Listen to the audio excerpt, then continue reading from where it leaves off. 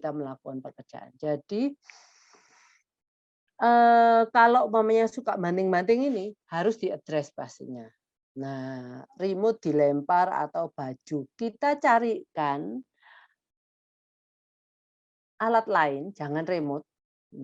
Dan itu waktunya yang memang diperuntukkan bisa, bermain dengan lempar-lemparan atau main bowling, ya yang memang perlu dilempar. Eee, Terus lagi kita arahkan ke motorik kasar yang anak bisa experience dan itu nggak apa-apa. Jadi kalau umpamanya gini, dia suka melempar, tunggu ya, nggak ada bowling. Nanti kalau di rumah yang boleh dilempar bowling. Nah, kalau itu sudah ada komunikasi. Tapi kalau belum, kita juga bisa, berarti anak saya itu suka, melemparkan dengan tangannya. Nah, jadi saya akan berpikir, apa saja ya yang kira-kira itu appropriate untuk dilempar. Yang saya tadi sarankan salah satunya tuh bowling. Nah, itu. Bunda Akila, Bu Mingpi Akila suka gemesin telinga orang lain, terus dicium jari dia sendiri setelah dia gemesin. Apakah termasuk sensori jiknya? Gemesin telinganya orang lain itu diapain telinganya, Bu? Dicakar atau diapain ya, Bu? Terus setelah dia gemesin pakai tangannya, tangan dia sendiri dibauin. Nah, ini saya tidak terlalu ngerti nih kalau itu, karena sensori seeking-nya memang pada waktu dia ngemesin orang lain, ini kan, ada sesuatu sensasi ya, dari taktilnya juga dia memegang telinga yang lembut ini, tulang rawan, ya toh. Terus habis itu, dia setelah itu dia bauin. Ya seperti kita kalau habis apa ya, upil-upil ya. Banyak anak-anak kita pun habis upil-upil terus upilnya dibauin. Nah, kalau hal ini bisa dikontrol, nah umpamanya gini, dia suka ngemes-ngemesin telinga. Nah, carikan subjek yang hampir sama dengan itu, ya. Mungkin ya itu yang tadi saya ngomong meremas meremas sesuatu yang nanti sensasi meremasnya hampir sama dengan sensasi meremas telinga gitu. Jadi, itu mungkin supaya dia nggak ngemesin telinga orang lain. Kalau besar kan orang-orang akan takut kalau digemesin telinganya. Terus kalau untuk dia mencium, saya nggak tahu apakah yang dia cium, apakah pada waktu dia meremas-remas telinga orang itu kan ada minyak-minyaknya sedikit ya, Bu, ya. Telinga kita kadang-kadang kalau kan berminyak ya. Mungkin minyak itulah yang dia rasakan karena dia sensitif, dia bisa merasakan di jarinya itu ada kayak lengket-lengket dikit gitu. Terus sama dia tuh, ini ada baunya apa ya? Nah, itu sensory seeking, tetapi menurut saya itu belum, sampai pada tahap yang seperti apa. Kalau bisa ya diberikan, tetapi pakai benda lain. Karena ini sudah melibatkan orang lain, telinganya orang lain. Nah ini nggak apa ya, kan nggak mungkin kita gini, sensory need-nya dia memang gemesin telinganya orang lain, terus telinganya siapa yang terus harus disediakan untuk dia. Nah, kalau gini kan kita harus benar-benar, anak ini seperti tadi yang Evan itu loh, suka pegang titik, ini suka pegang telinga. Nah, sekarang kita ajarin ada kenikmatan lain yang juga sama. Nah, mungkin nggak sama lah, mungkin nggak senikmat pegang titit atau gemesin telinga. Tetapi ini juga bisa, sudah bisa menggantikan aktivitas tersebut. Mungkin, bukan cuma menggantikan, kadang-kadang mengurangi jumlah frekuensi, terbanyak daripada aktivitas tersebut. Jadi yang mungkin, dia masih gemesin telinga orang, tetapi hanya telinga ibunya mungkin. Kalau telinga ibunya ya sudah, atau telinga bapaknya gitu ya. Nah gitu Bunda Akila. Itu memang sensory seeking. Tetapi, kita jangan pertahankan. Ya kalau pertanyaannya sensory seeking, itu ya memang sensory seeking, gitu. Terus Bu Suwasi izin live karena antar les. Iya, Bu. Mami Nathaniel, terus gampang gemasan, misal marah, gak suka saya, inginnya dia mukul tapi seperti ditahan, jadi gemes tertahan, jadinya gak sakit tapi ekspresi seperti menahan sesuatu. Nah, dia kan pengennya dia melampiaskannya itu mungkin dengan memukul, inginnya dia mukul tapi ditahan. Jadi gemesnya tertahan. Nah ini sebenarnya menurut saya ini bagus, Bu. Biarin dia praktek untuk menahan sesuatu yang kita bilang nggak boleh, tetapi dia masih ingin lakukan, gitu ya. Kalau saya biarkan aja, Bu. Dia tahu apa yang nggak boleh dia lakukan. Tapi pada waktu itu dia berproses kan. Jadi dia akan gemes, dia akan berusaha tidak melakukan yang itu. Itu sudah sesuatu usaha dari dia untuk tidak melakukan sesuatu yang not appropriate, nggak sewajarnya. Biarin aja Bu, nggak apa-apa. Tapi Ibu setelah itu dia selesai gemesnya dan dia tidak melakukan kekerasan dengan orang lain, ya kita kasih dia ini Bu, reward, paling sedikit reward pujian. Aduh kamu pinter ya, sudah nggak mukul kalau marah gitu loh. Jadi kan dia tahu bahwa yang benar itu tadi dia lakukan benar dan kita menghargai usaha dia untuk tidak melakukan yang vulgar. Oke, mamanya ini sebentar. Maksudnya sudah mau memasak, Bu. Dulu memasak yang panas. Dulu tidak mau, setrika juga. Ini Mama Angga Surabaya, Bu. Oh, oke. Jadi gini, Bu, dia kalau sekarang tahu bahwa hal itu bisa dikontrol, ya kan namanya dia mungkin pernah kena wajannya itu ya. Kalau wajannya itu kan memang panas, kesenggol dia ngomong, "Aduh, wah saya takut ini kesenggol lagi." Tapi kita ajarkan cara yang supaya dia enggak kena panasnya. Nah, dengan pakai jampel gitu. Oke. Oh, Bu Astuti ini mamanya Angga Surabaya. Mungkin saya keliru mengingat ya. Bu yang Solo itu Bu Astuti siapa ya? Saya lupa ini. Oke, Bu. Dulu enggak mau setrika, sekarang kalau setrika itu ada bagian-bagian tertentu yang panas.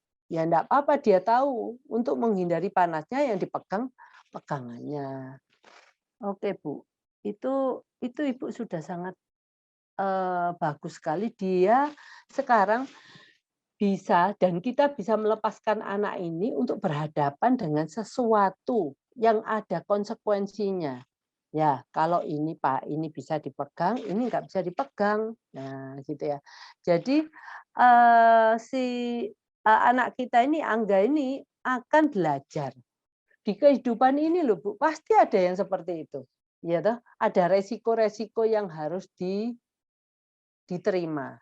Nah, pada waktu dia tahu resikonya ini dan memecahkan masalah dari resiko itu bahwa ada yang bisa dari setrikaan itu, saya masih bisa setrika, saya masih bisa enggak kena panas, saya memasak bisa bagaimana supaya enggak kena panas. Nah, itu semua itu ini ya, semua itu ada solusinya dan ini nanti Ibu kalau ngajarin yang lain-lainnya yang berhadapan dengan benda yang ada resikonya, Ibu sudah enggak kita bisa pakai contoh setrika sama masak itu, Bu, gitu. Oke, itu bagus sekali, Bu, sudah, nggak apa-apa. Bu Indah Nia, duh, gimana ya ini punya saya ini kok, eee, anak saya usia 1 tahun sampai sekarang 5 tahun kalau disentuh orang lain pada pipi atau rambutnya selalu teriak histeris sampai nangis heboh. Ya, itu, eee disentuh orang lain, ya toh. Orang lain termasuk orang tuanya juga dia nggak mau ya. Ya kalau itu konsisten, Bu, konsisten sama siapa saja aja dia nggak mau, itu memang sensitif secara sensori. Tetapi dia gini, kalau sama ibu dan bapaknya nggak apa-apa, atau sama ibunya nggak apa-apa, sama bapaknya nggak apa-apa, karena mungkin bapaknya pakai ada kumisnya, ada jenggotnya. Nah, itu berarti, oh dia sensitif atau dengan bulu-bulu itu, bulu-bulu jenggotnya atau kumisnya itu. Nah, seperti itu, Ibu. Ibu harus lihat kalau sensitif itu dia konsisten dengan siapapun ya seperti itu, gitu. Pak Dedi, anak saya sudah tidak terlalu banyak minum lagi karena dispensernya diatur. Tapi ada kebiasaan suka pipis dipaksakan sampai sudah keluar dikit tapi dipaksa keluar. Terlihat kesakitan. Bisa 1 jam di toilet untuk maksa pipis sambil kesakitan. Iya, Bu. Pak, ini kalau ini yang tadi, Pak, interoceptif itu. Dia itu hiperresponsif karena dia tuh nggak suka, ada rasa kayak dia pengen mengeluarkan semuanya. Nah, anak Bapak ini, umur berapa ya? Ya itu nanti gini, Pak, memang untuk interoceptif eee, itu penanganannya itu gini, dia secara garis besar itu dia harus bisa merasakan tubuhnya. Jadi biasanya, bagaimana untuk mengajarkan anak itu bisa merasakan tubuhnya dengan benar. Nah, itu ada, seperti latihan-latihannya, latihan yoga atau apa gitu ya. Tetapi ini, Pak, ini sudah saya lakukan ke saya cerita hari ini. Ini, interoceptif ini, itu bagian otak yang me apa ya, melakukan hal ini, itu adalah insula. Insula bagian dalam di otak, namanya insula korteks. Nah, saya saya adalah orang yang memang kalau saya lapar sedikit aja saya sudah kepingin cari makan gitu ya. Nah, saya lihat ini, wah berarti insula korteks saya ini terlalu hiper responsif ya.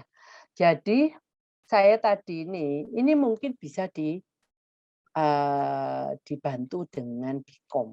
Karena tadi begitu saya tahu itu adalah bagian otak insula korteks, saya minta dibuka bloknya. Nah, saya biasanya waktu itu saya, pas jam berapa itu ya, 11:30, saya lapar. Nah, saya tuh selalu buat planning supaya saya enggak merasakan lapar. Itu yang saya ketahui mengenai diri saya. Dan itu membuat banyak, problem di saya. Karena saya itu harus planning membawa selalu membawa makanan supaya saya nggak merasa lapar, karena rasa lapar itu menyiksa buat saya. Jadi saya tuh hyper responsiveness terhadap rasa lapar. Begitu saya buka blog di ininya, di insula korteksnya itu, saya merasa, begitu rasa lapar yang tadi awalnya saya rasakan, itu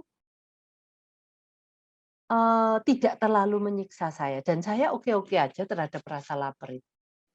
Nah, mungkin Bapak ini, Pak Dedi ya, anaknya mungkin bisa nanti saya juga mau ngomong sama dokter Ali, apakah ini bisa membantu anak-anak yang nggak bisa toilet training ini. Susah di toilet training karena dia nggak merasakan kalau anak-anak yang nggak toilet training kan hipo ya. Eee, jadi, itu juga bisa nanti kita pakai dengan Bicom. Karena tadi saya merasakan saya buka blog saya dengan, insula cortex itu bagian insula cortex. Nah, saya merasa sekarang ini kok saya nggak terlalu seperti biasanya. Saya kemana-mana itu selalu saya tuh ada persediaan makanan di tas saya. Karena saya ndak suka kerasa lapar di tengah jalan setir mobil, "Wah saya lapar mau kemana ini ya?" Nah itu, nggak enak sekali. Nah padahal menurut saya ya mestinya lah kalau segitu tuh, ya nggak apa lah dikit-dikit ngerasain lapar. Nah untuk kita yang punya problem maka dari itu saya kan punya program, kalau nanti, saya akan kalau saya sudah membicarakan sensory system tersebut, next week-nya kita, bicarakan dengan dokter Ali, di mana nanti, bagaimana cara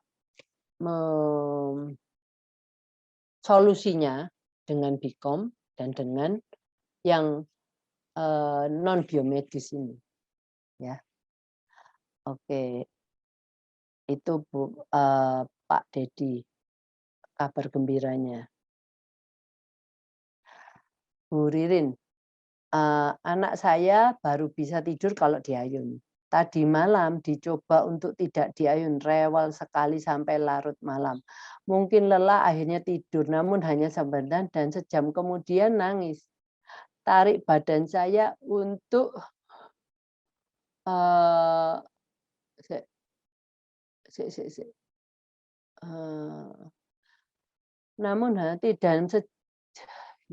akhirnya tidur namun hanya sebentar dan sejam kemudian nangis, tarik badan saya untuk keluar dan mengayunkan. Apakah ini shaking sensor? Iya, Bu, itu dia minta vestibularnya, Bu. Bagaimana untuk mengatasinya, Bu? Kita semua jadi terganggu. Iya. Bu, itu coba untuk supaya dia kasihin proprioseptif untuk meremasnya dulu. Nah, ini meremas, eee, meremas itu kegiatan yang memasukkan input ke join-join anak itu ya. Nah, itu biasanya itu anak lebih bisa membantu untuk self regulate tubuhnya.